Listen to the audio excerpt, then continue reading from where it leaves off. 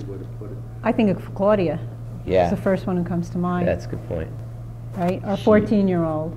She wouldn't do karate. The older two are doing it, and she would have to come because I had to drive them.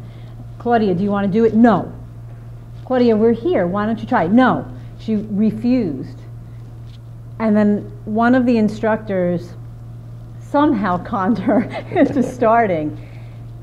And she hook, line, and sinker. And now she is our most competitive one.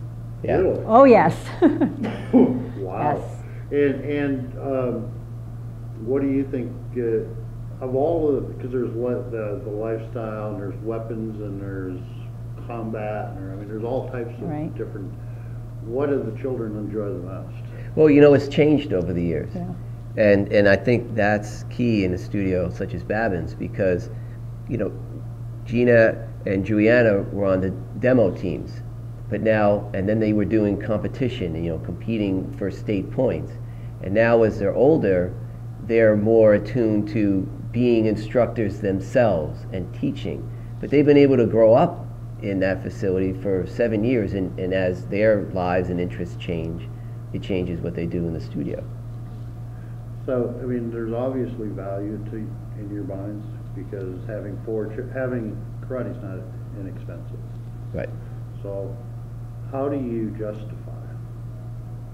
That's a bad word, but I'm trying to find out, why do you think it's worth to spend the money to have your children in Babin's Academy? That's what I'm looking for. Well, like, I mean, if you look at it from an investment standpoint, does your investment show results? And the results have been fantastic. So when we come up for renewals, we continue to invest because the returns have been great. Good. What would you say to other parents or other people out there about the Babins joining an academy, first off, and then